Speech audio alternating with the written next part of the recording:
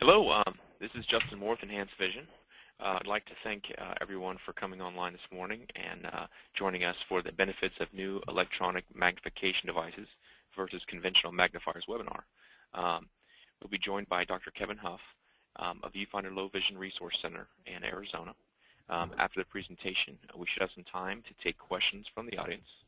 If there is a question you would like to ask, please enter it into the chat area of the webinar control panel. And now I'm going to turn the presentation over to Dr. Huff. Thank you. Thank you, Justin. I appreciate Enhanced Vision allowing me to be a part of this program. This is a topic that's an exciting thing for people in my field, and glad to get to share it with you guys. I wanted to start off today sharing some of why I am doing this presentation. My qualifications are, well, professional experience. I work in an office that is dedicated completely to helping people who are visually impaired deal with their visual impairment and cope with the emotions that go along with that. So I have a lot of experience professionally with it, but more importantly, I think, is I do have some personal experience with it. I am not visually impaired myself, but I do have several family members, including my own grandfather, who have been through macular degeneration, and just watching how it's affected him and how some of these devices have affected him in a positive way make it very easy for me to be excited about the topic. To start with, I wanted to begin by giving some background information. I think the better people understand how these devices work and also some of the conditions that they might be dealing with and why these devices work for those specific conditions, I think the better the tools end up getting used by patients. Low vision rehabilitation is a field of optometry and ophthalmology that we've defined formally as any chronic, uncorrectable visual impairment that limits daily functioning. And that's a pretty rigid definition that's wordy. I would say that there's a better way to define low vision rehabilitation, and that's through what the goal is. And the goal of low vision rehabilitation is independence. When we're working with patients who have visual impairment, my job is not to make them see 20/20 or 20/30 or 20/40. My job is to help them continue to be able to balance their checkbook, or continue to be able to read the newspaper, or see photos of loved ones. And so when we're working with low vision rehabilitation, we're trying very hard to make sure that we're addressing independence with patients. There's three main tools that we use in low vision rehabilitation to help people stay more independent.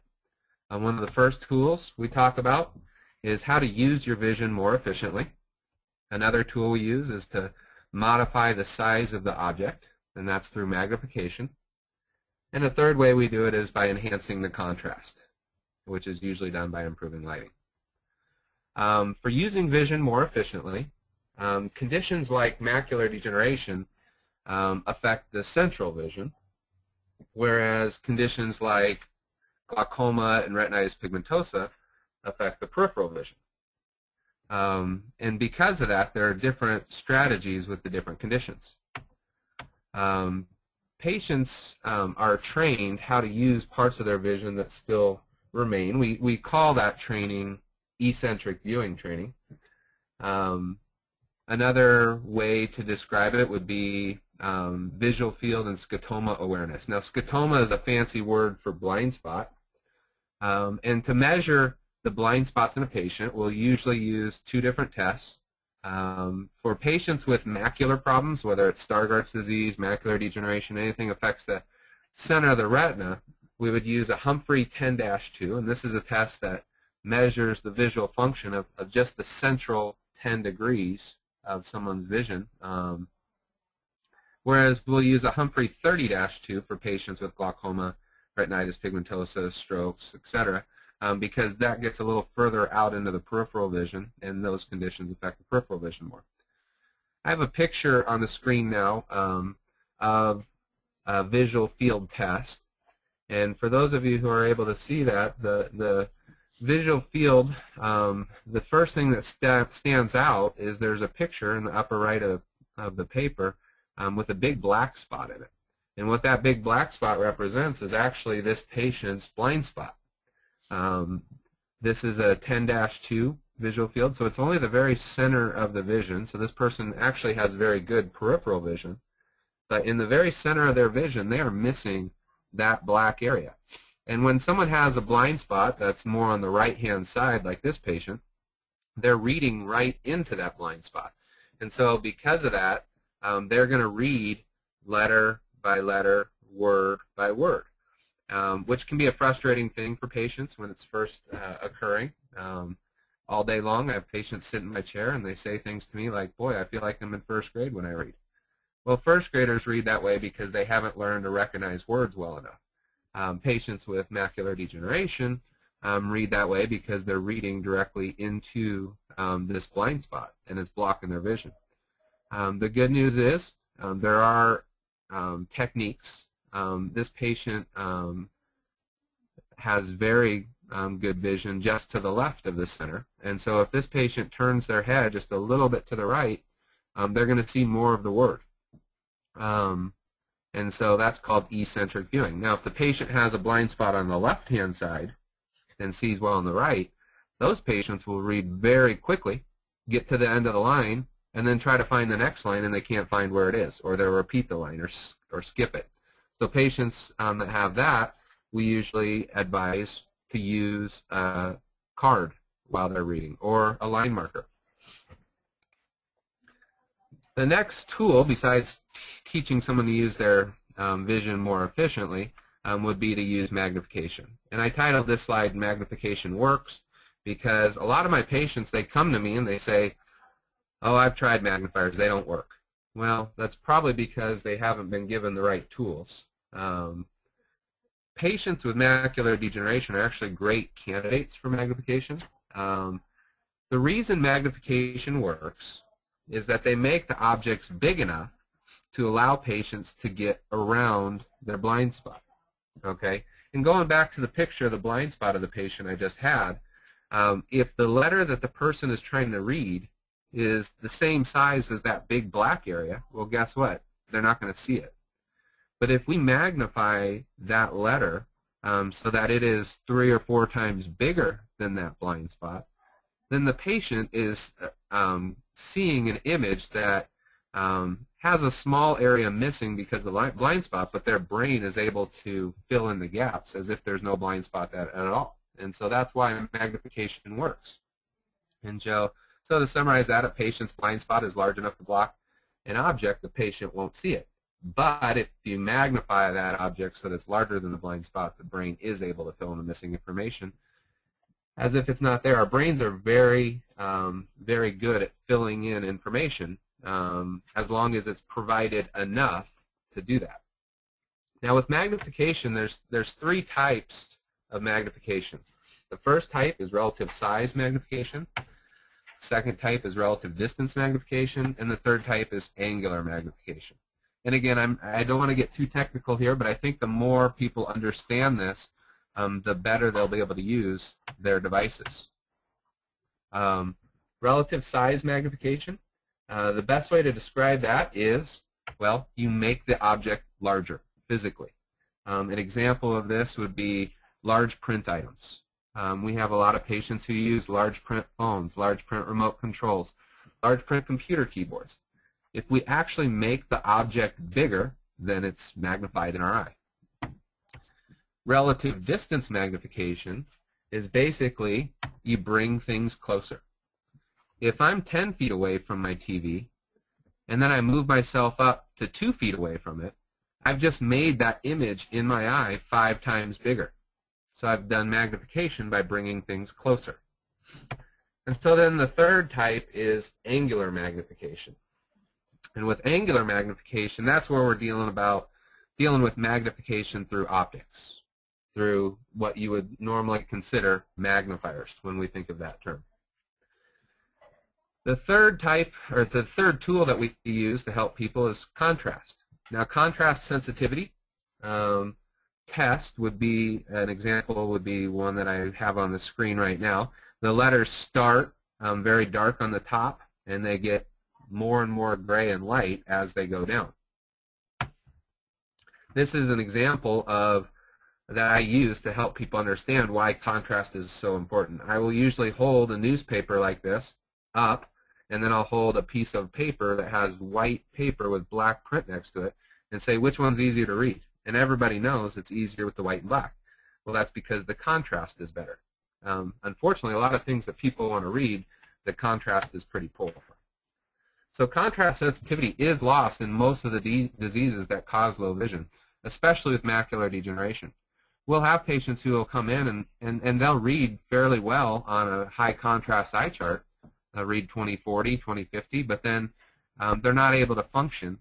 They say they can't read the newspaper, and they should be able to according to what level they're reading on the eye chart, but they can't. Well, why can't they? Well, it's because their contrast sensitivity has decreased. It can be enhanced in two ways. The main tool we use to enhance the contrast is lighting. My patients tend to be very much aware of the fact that they need a good light when they read. And why does lighting work? Well, it enhances the contrast. It makes the whites whiter and it makes the blacks blacker when you're reading. You can also physically change the material to be high contrast colors, such as black and white. And so we've had patients take and make copies of newspapers or use their computer and change the settings on it. And you'll see some of the tools that we'll talk about today actually physically do this as well. So just to kind of step back and take a summary so far of what I've talked about is we have tools available to help people with visual impairment. We can use their eyes more efficiently, we can enhance their contrast, and we can use magnification. And with magnification, there's three types.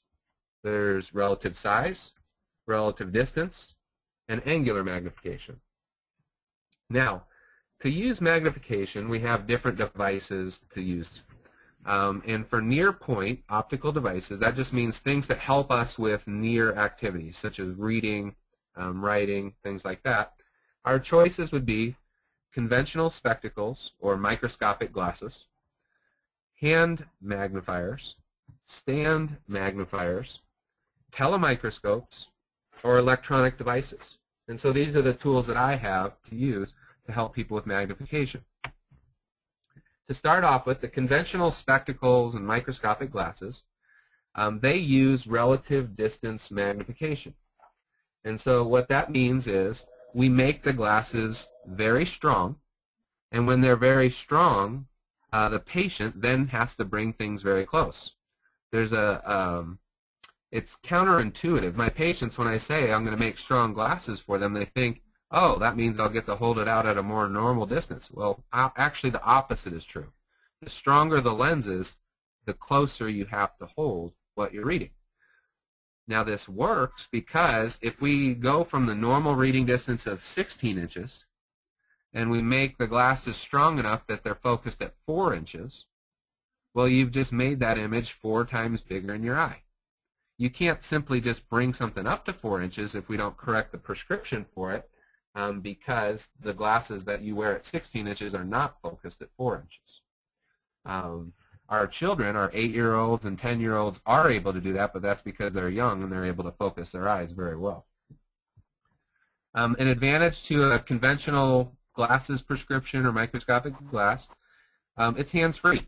You don't have to hold a magnifier. You can have your hands free to hold the material that you're trying to read. Cosmetically, it's acceptable. I guess people would argue that. Some people don't like the real thick-looking glasses, the Coke bottle glasses, but for the most part, they look like a normal pair of glasses. And it happens to be the option that people come in asking for. When I have patients come in, one of the first things we do is we say, what's your main goal today? And a very large portion of my patients say, I want stronger glasses. And so I tell them, I can always make it stronger. You'll never hear me say I can't. The question is it going to work for you? The disadvantages for microscopic glasses would be that they have a very fixed reading distance. If I give you 4-inch glasses and you hold it at 8 inches, it's not going to work. You have to hold it at the right distance. The other disadvantage is that it's a very short working distance, depending on how strong it is.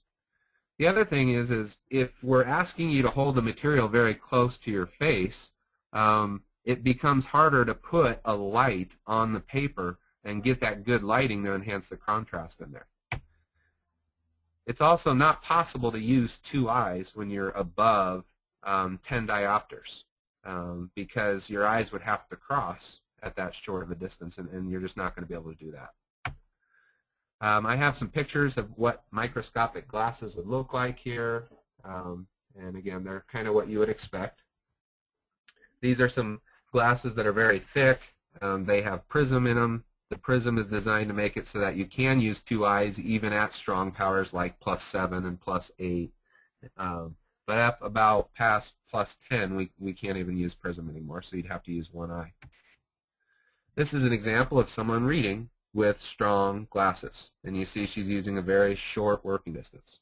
And this is an option that's been around for many, many years and has been very successful, but there are limitations to it, obviously. The next set of magnifiers that we would use, or ways to get magnification to people, would be hand magnifiers. Now, handheld magnifiers use angular magnification as their primary means of magnifying, meaning light is bent in a way that the image gets magnified. Illuminated magnifiers also can enhance contrast. One of the major benefits to using a handheld magnifier, especially a good one, is that it typically will have a light built into it. And so when patients want to do a task like reading a menu in a restaurant, having that light built into it can help. It can also be used with relative distance magnification. What I mean by that is I do find a lot of my patients, especially with the stronger magnifiers, will hold them pretty close to their eye. And so instead of working at a normal 16-inch working distance, they're holding that magnifier in the paper that's magnifying up at about 6 to 8 inches. So they are getting a little bit of relative distance magnification as well. The advantages to handheld magnifiers, well, they're very portable. They're most of the ones that we prescribe for patients will fit in a normal sized purse or even a pocket a lot of times. Inexpensive, they can run anywhere from $10 to $300 for a very, very top of line one. And they have a greater working distance than glasses. One of the main reasons why a patient would choose to use a handheld magnifier over a pair of strong glasses is they're not having to hold it as close as they do with the glasses. Some of the disadvantages would be reduced field of view. The stronger a magnifier is, the smaller the lens is. And people always want to say, I want a great big magnifier. Well, the problem is the bigger it is, the weaker it is usually. And when people want to know why that is, it's simply a manufacturing cost issue. To manufacture a lens very strong and very large without having distortion on the edges and to make it light enough to actually be carried would be much too expensive to even consider if it's even possible. And so the compromise we have to make when I'm prescribing magnifiers is the stronger we have to make it, the smaller the field of view is going to be. The other issue with a magnifier, well, both hands are occupied. You have one hand holding the paper and the other hand holding the magnifier. So then you need the third hand to write with, and it's very difficult.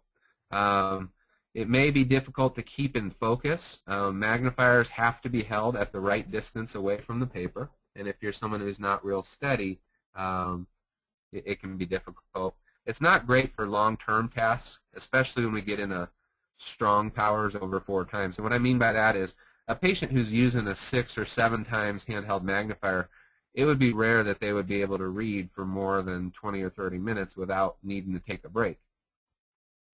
Also, if you're someone who's very shaky, maybe you have a hand tremor or you have arthritis that makes your hand weak, it can be difficult to hold that magnifier just in place.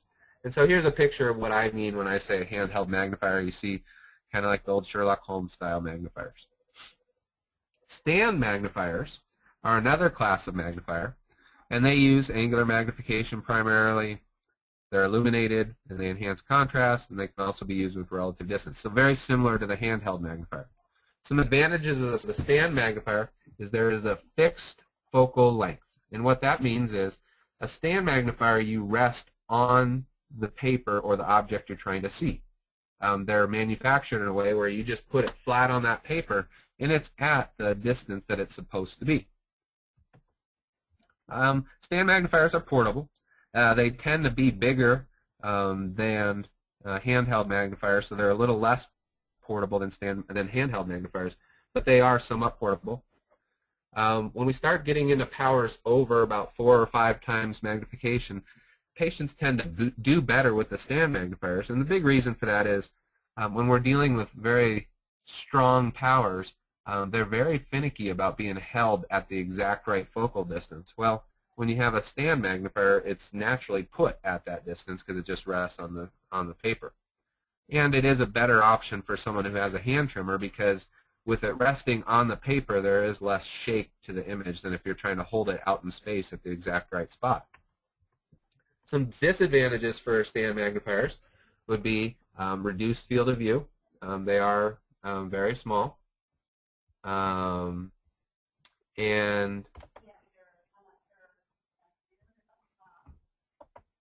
they reduce the illumination. They usually have enclosed housings for most of them, and so they are self-lit. And anymore, the LED lights are better about not reducing the illumination, but that is a concern. The big disadvantage to stand magnifiers is they require the use of accommodation, reading glasses, or bifocal. And what I mean by that, when the light rays come out of the stand magnifiers, they are not parallel. They're what we call divergent. And so what has to happen is either your reading prescription, or your bifocal, or your eye's ability to focus needs to bend those light rays straight again. And so what happens is if you're not using the correct reading prescription with the stand magnifier, you really don't know what power you're using. Okay, and so the stand magnifier should never be prescribed without an accompanying pair of reading glasses. Now, sometimes the right pair of reading glasses is no reading glasses, but as a doctor, we know which power to go with it. And that's restating what I just said. Each stand magnifier has specific requirements for add power to maintain clarity and magnification. Here's a picture of what a stand magnifier would look like. Again, it just rests right on the paper. And here's someone using a stand magnifier. She's young and doesn't need a reading prescription because she's able to focus through it. And you see she's holding it right against the paper. The next type of magnifier or magnification device we can use would be a telemicroscope. Now, telemicroscopes use angular magnification. An advantage to a telemicroscope is that it's mounted to keep the hands free. These are basically binoculars that are worn like glasses. Another way to describe them is it's like a surgical loop. You see your surgeon wearing them or your dentist wearing them. And so they're binoculars that are focused up close. And so your hands are free with these. They give you a longer working distance than glasses. And that's the main reason someone would choose a telemicroscope is they don't want to be 4 inches away from something. So with a telemicroscope, we can choose to focus it at 16 inches, at 12 inches, at 20 inches, whatever distance we need.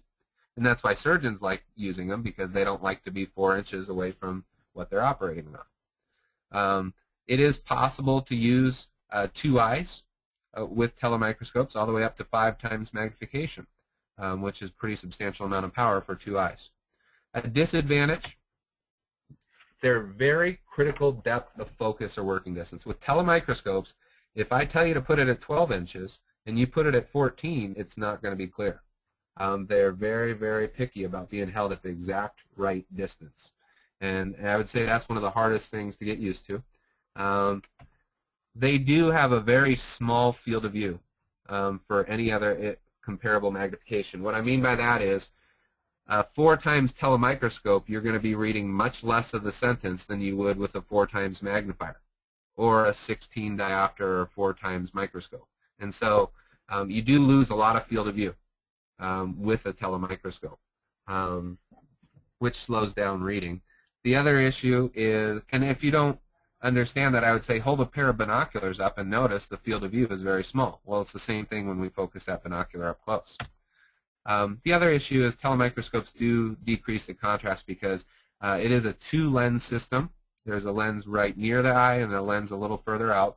Anytime you're dealing with more than one lens, you've decreased the amount of light that's getting to your eye, and so you do lose some of the contrast. Here's a picture of an old style of a telemicroscope, and here's someone using the telemicroscope, and you see the immediate benefit to it is she's not having to hold it nearly as close as she was with the other things. Again, the limitation of this usually would be that if you're holding it the wrong distance by an inch or two, it doesn't work, and the fact that you're probably seeing about a letter or two or word or two at a time. Now we get into the electronic devices. Electronic devices have been around for a while. I would say in the last 4 to 5 years, we've seen some just amazing advancements in electronic devices. Patients always ask me, well, why are they suddenly getting much better? And I say, well, the technology for processing information in computers has gotten better, and our ability to have higher definition cameras has dramatically increased. And so electronic devices are the future. I've had conversations with some of my colleagues, and we talk about there will be a day, we think, when there's not going to be a lot done in our field with optical magnifiers anymore, because the electronics just have some built-in inherent advantages that the glasses and the magnifiers and the telemicroscopes just don't have. When we use an electronic device, the way it's magnifying is relative size magnification. It's making the words bigger on a screen. Now, I guess some would argue that that could be angular magnification because it's actually a computer physically making the image bigger, but I think that's semantics. It's also can use relative distance magnification. What I mean by that is I have patients who their vision is poor enough that they do decide, instead of 16 inches, we're going to sit at 8 inches from my CCTV. Well, what that allows them to do, since they're twice as close, they can use twice less power as far as how big they've zoomed the letters, and that gives them a bigger field of view. And so you can combine the relative size magnification of what the CCTV is doing with the relative distance magnification. The key to that working is you have to have the right reading prescription to allow for that shorter working distance. And they also enhance the contrast. One of the major benefits to an electronic magnification device is most of them can take a gray and black newspaper and make the print appear white and black, or black and white, or black and yellow, as you'll see. Another big advantage to electronic magnification is they're very easily used with eccentric viewing. I have patients who have learned when I turn my head down and to the left, I see things more clearly. Well, when I turn my head down and to the left with glasses, maybe I'm not looking through the lens anymore. Or maybe when I'm using a magnifier, it's very hard to look down to the left and hold it right at the right angle. With an electronic device, you can turn your head down to the left and still look at the screen very easily. Some of the big advantages to electronic magnification, you get a very large range of magnification. There's no handheld magnifier that I know of that's very functional, other than maybe like a jeweler's magnifier that would be up to 75 times magnification. But with electronic magnification, we are able to get that strong.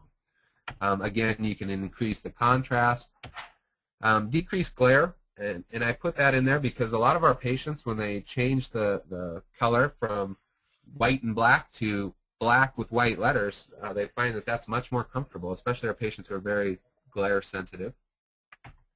You can have an increased working distance. If you choose, you can sit back at a normal 16-inch working distance. And they're PC compatible. They can work with your computer. Another advantage to electronic devices, and this is a new thing to my slide, 5 or 6 years ago, it's harder for me to claim this, but now they are very portable. Now they're even able to capture images, and they can even help with distance vision in some circumstances. Some disadvantages. Well, the disadvantage that's brought up the most is cost. They do tend to cost more than some of the other magnification devices I mentioned before. This is becoming better. The cost is lowering on some of them. And also, there are options available to help with this. Different states have different programs set up to help people when cost becomes an issue to help them achieve the ability to get what they need to keep their independence. And so anymore, there's more and more ways to get the cost to be not the roadblock to getting this. Portability. Again, that's not really a problem anymore because we do have portable electronic devices. Hard to use. This is something that a lot of my patients, they come in and they say, oh, I could never learn to use one of those. I say that this is a myth.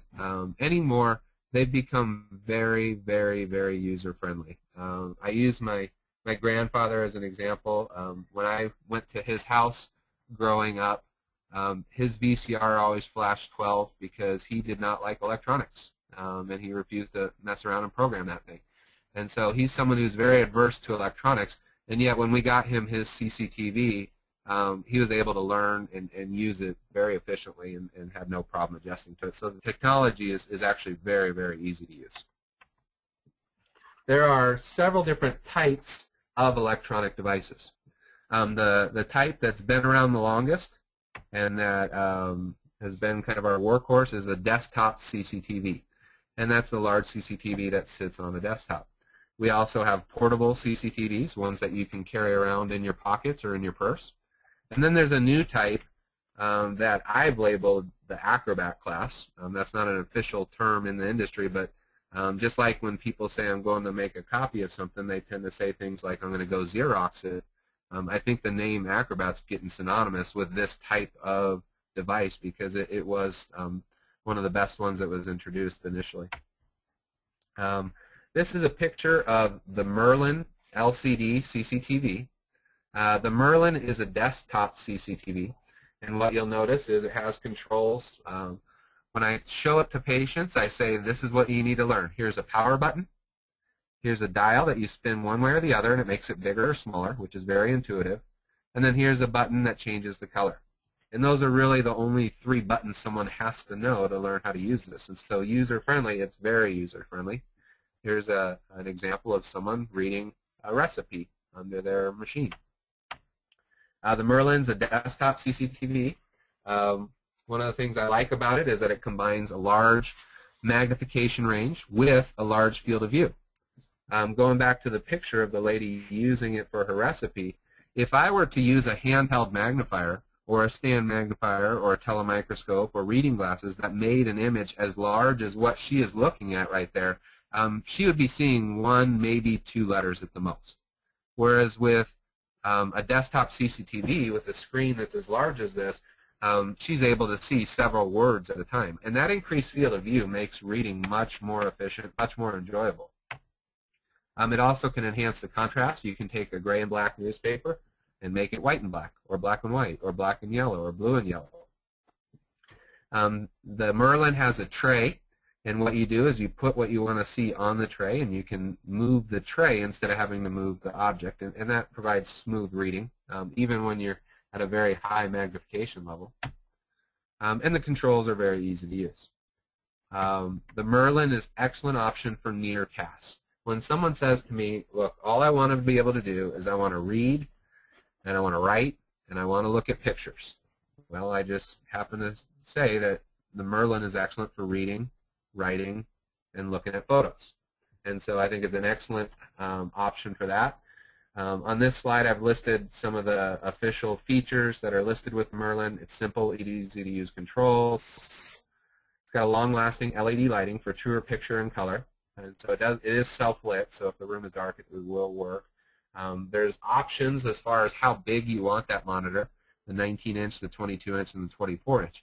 The larger the monitor, the larger the field of view that you're going to get.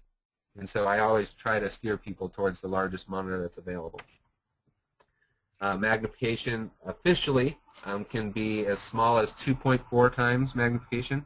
and as large as 85 times. Now some of those numbers will change depending on how far away you are from the screen as well. The screen on the Merlin easily pivots both horizontally and vertically, and so it is you're able to turn the screen to the side, move it around, and so that's very helpful for people who have their Merlin in a situation like in their kitchen, and they want to be able to turn their screen over to where they're working on baking what they're baking or mixing what they're mixing, and they don't have to keep walking over in front of the screen. They can actually turn the screen towards them. You can personalize the Merlin in 7 different viewing modes, and it has a 3-year warranty.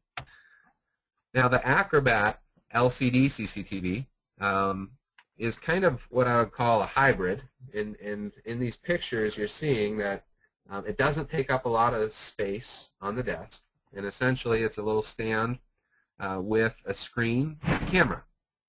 Now with the Acrobat there are options to get just the camera. There's a long arm, a short arm. There's many ways we can get this.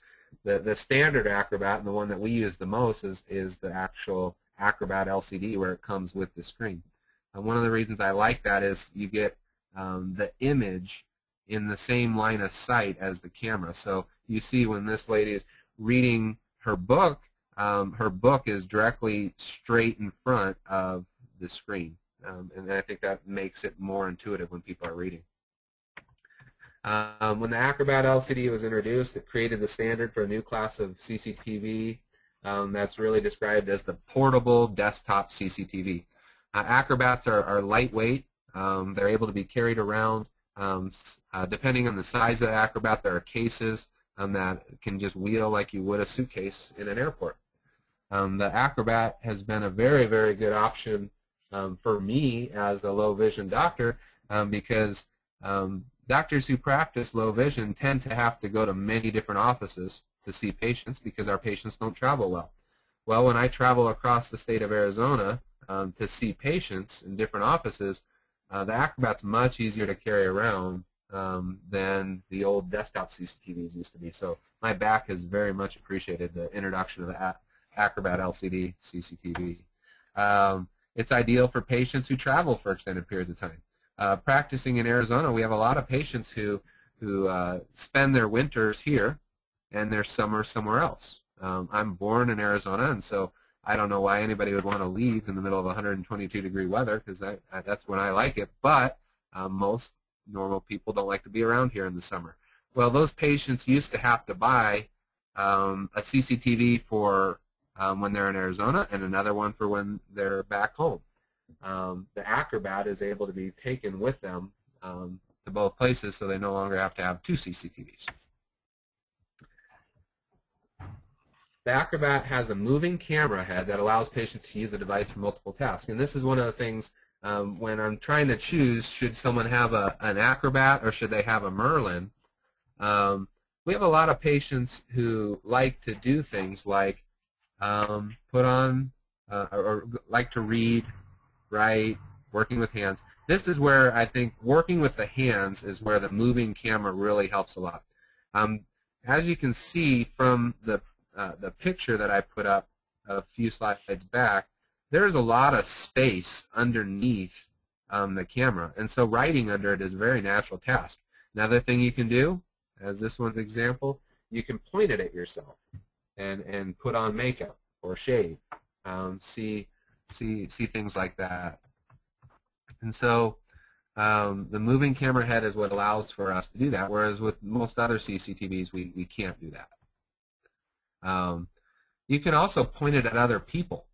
I've taken the Acrobat to my grandfather's house and pointed it at my daughter, and at the time I think she was about 2 or 3, and you know the challenge is keeping her in front of the camera for more than a few seconds. But when she was, he was able to see her face, and I'll tell you what, it makes him enjoy her a whole lot more, getting that glimpse of what she looks like.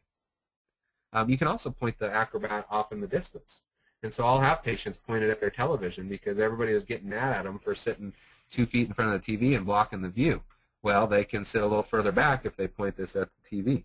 I have patients who will take it to a presentation and they want to see what's up on the board. And they can point out the distance there. I have patients who point it at bird feeders. They just love watching their birds outside, and they can use it for that.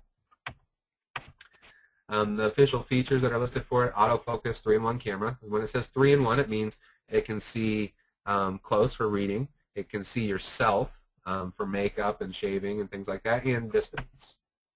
The camera can be detached and used at multiple workstations. It comes in different size screens as well and can provide up to 82 times magnification. Has 28 available viewing modes to optimize contrast and brightness. It also has some other features. It has line markers. Line markers can be helpful for people with the blind spot I was describing before that have a trouble keeping on the same line. Well, you can push a button on the Acrobat and the line marker shows up, and so you're able to stay on the line much easier. And it has a 2-year warranty. Now the transformer, I would say, is similar in function to the Acrobat in that it is a portable desktop CCTV.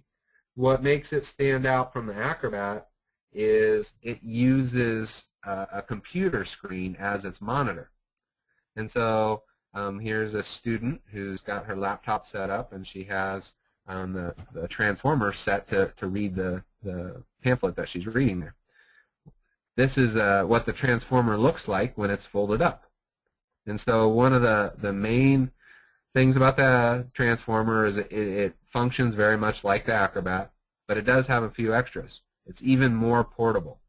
When the Acrobat came out, I had students lugging it around from class to class, and it was amazing for them because we've never had that option before. But now that we have the transformer, it's even better because it's just a small little camera with a laptop, and most of the patients are already using laptops in their classes anyway. Another big advantage to the transformer, it's able to capture images. So I'll have patients pointed in the distance at the board where their professor has just written a lot of notes, and they're able to take a picture of it, and it captures that image and it saves it. And so the patient can then go in and scroll around and study it. So note-taking becomes much, much easier with the transformer. So when I have a patient who is a student or who for their job must attend a lot of presentations or conferences, I am almost always pointing them towards the transformer at this point. Some of the official features that are listed for the transformer, it weighs less than 3 pounds. So again, very easy to carry around. The magnification, 2.4 times to 30 times magnification. And that's based on the idea that you're using a laptop with 17 inches.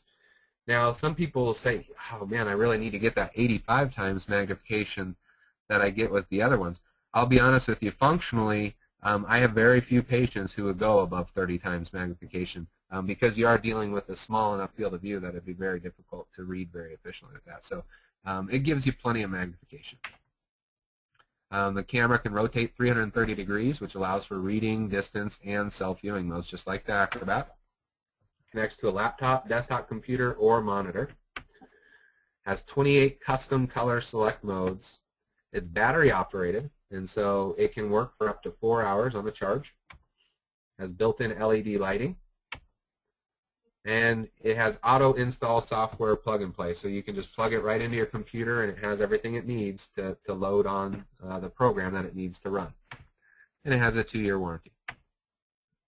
The next type of CCTV, now we've gotten into what I would call the portable CCTVs, is the Amigo. The Amigo is portable and that you can carry it around.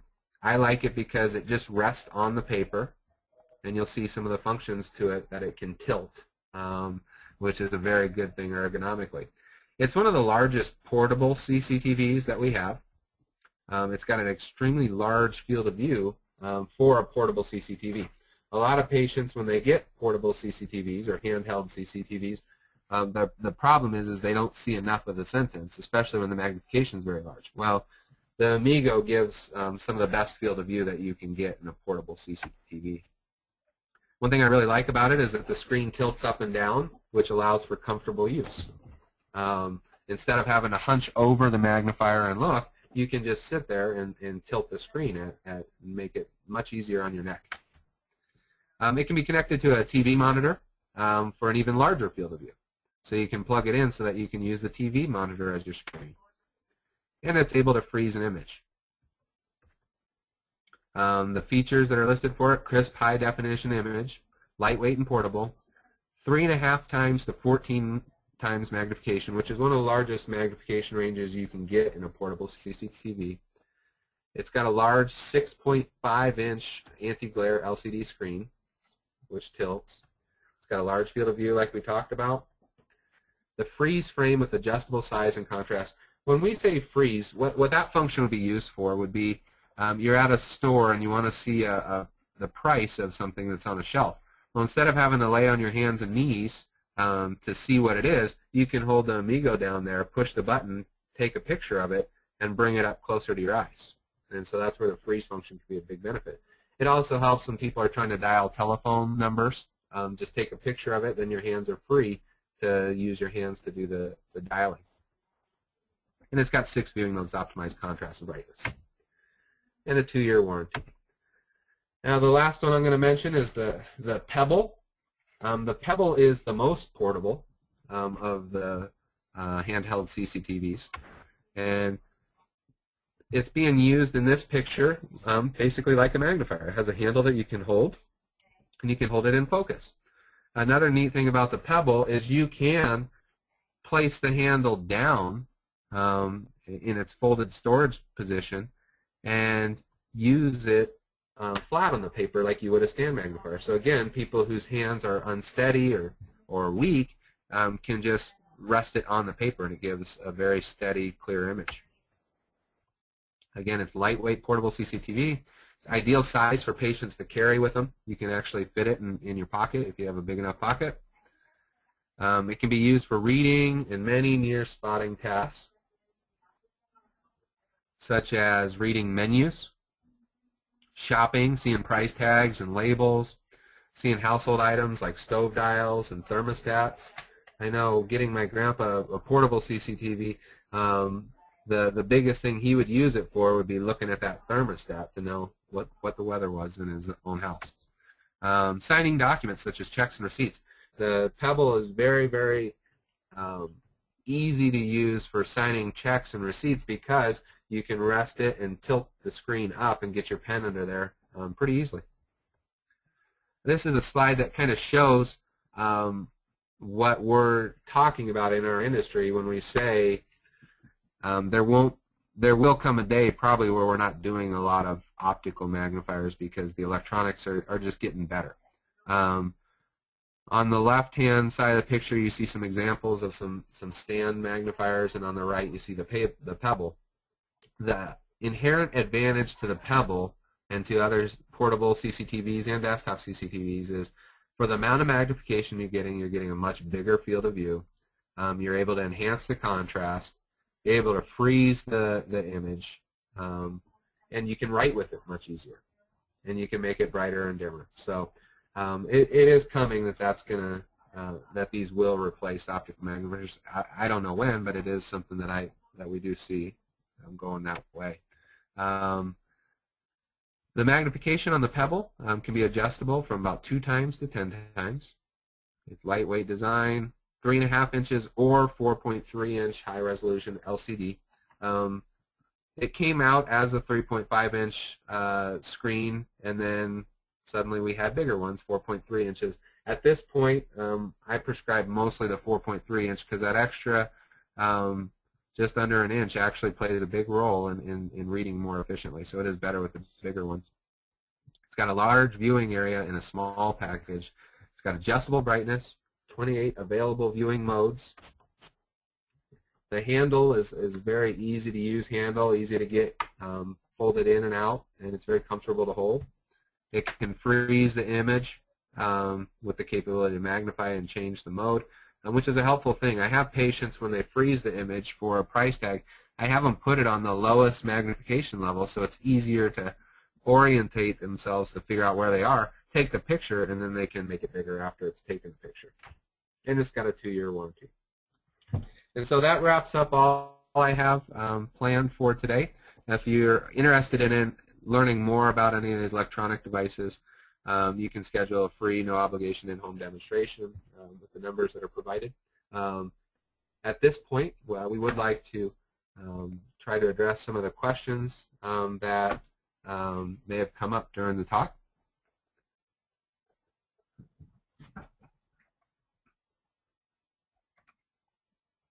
There's a question that I see listed. Well, there's a few of them.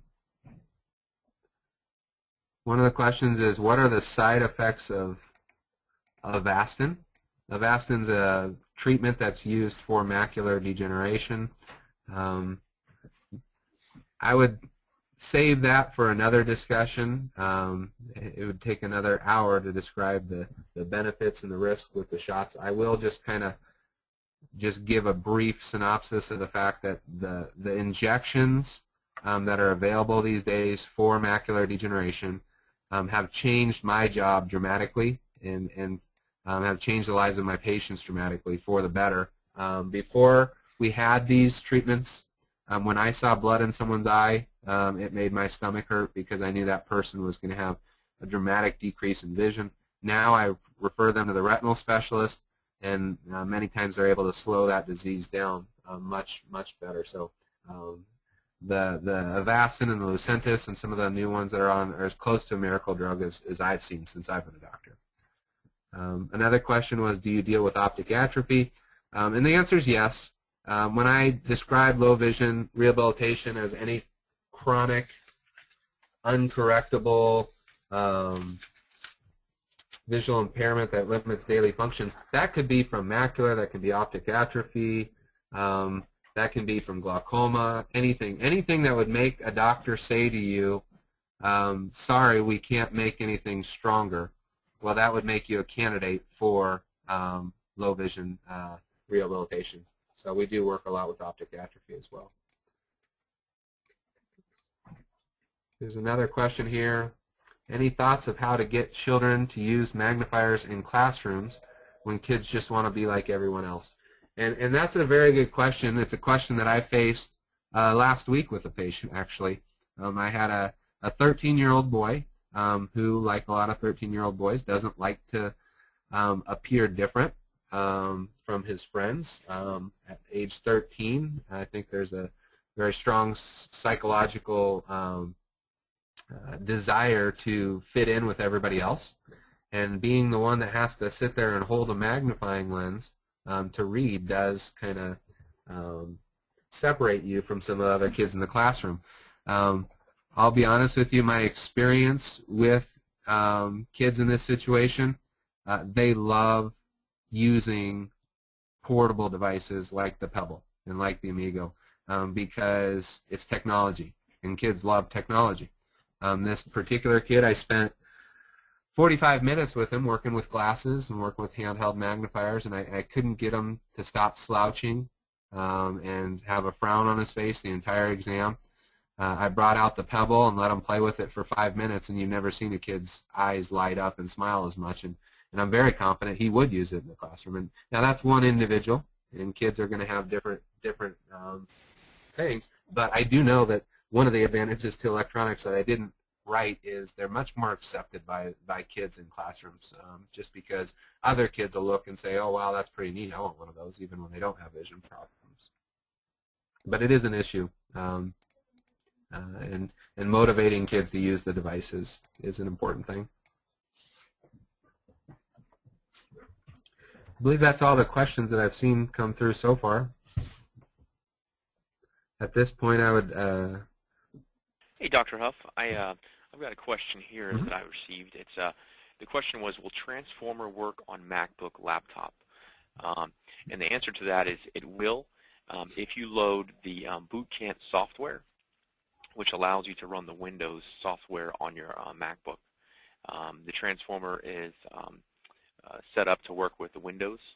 So in order for it to work on the MacBook, you would have to load the Boot Camp software, which is free from Apple, onto your MacBook.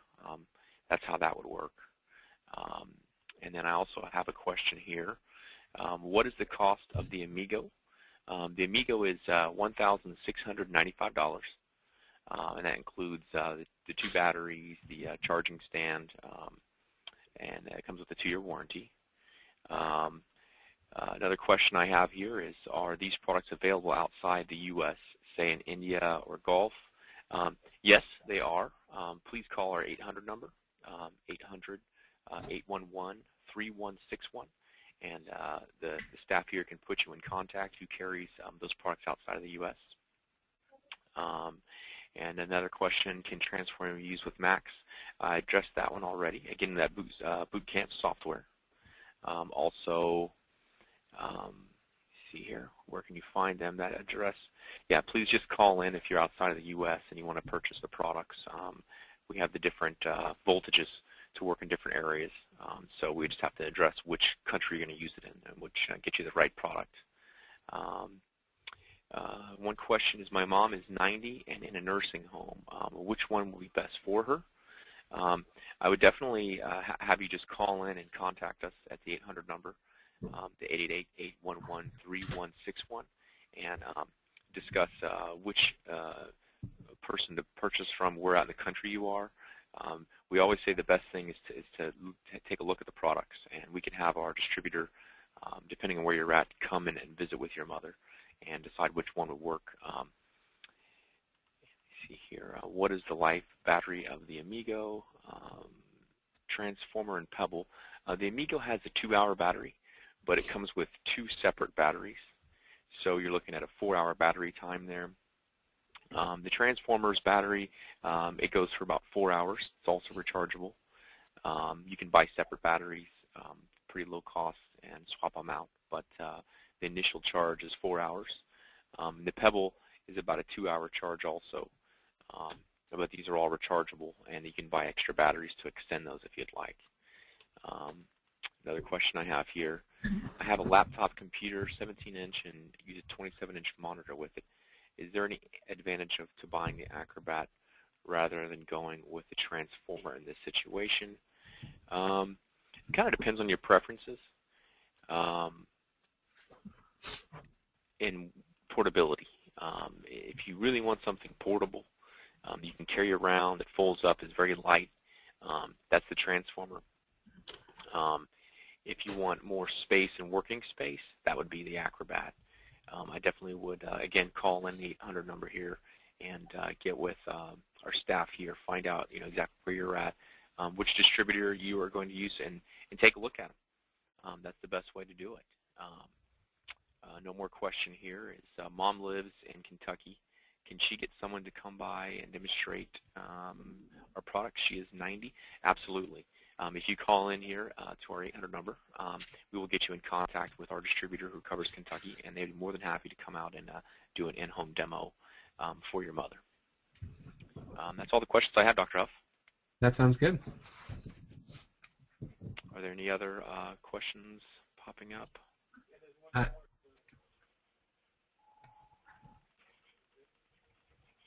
see here. I just got one came through that says, do these devices work well with diabetic retinopathy? And the answer is yes. One of the challenges to diabetic retinopathy is one of the treatments that does become necessary when it gets pretty severe is they have to do laser in the eyes, and the laser takes away a lot of the peripheral vision in patients. And the idea being we're going to take away some of the peripheral retina to make it so that the central retina, which is more important, has more blood flow to it and stays healthier longer. Well, when they do this laser and you lose peripheral vision, one of the challenges to magnifying objects for patients with bad peripheral vision, such as diabetic retinopathy or retinitis pigmentosa or glaucoma, is that I can't just simply make things bigger. If we make it bigger, maybe we're putting it big enough so that it's in the blind spot. And so you need a product that's going to make things bigger but also keep a very good field of view.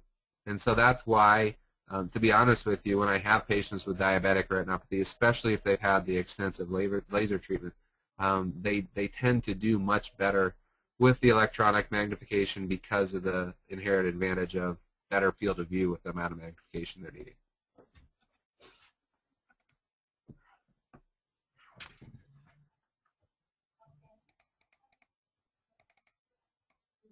And I'm not seeing any other questions on mine. So. Doctor, I think I have one more here. Okay. Okay. Wondering how I might get an Amigo. Do insurance companies usually cover these things? Insurances, I'm not aware of any insurance company that covers these types of products. To find the person who will be able to have access to this product, just call the 888-811-3161, and the staff here will get you in contact with the person in your territory who could provide that product. But otherwise, no insurance companies that I know of cover these. And that's the last question I have. Thank you, everyone, for attending, and we appreciate your attendance. Dr. Huff, is there anything else? No, I just want to thank everybody for attending and listening, and I hope it was helpful for people to hear about the differences between the types of magnification.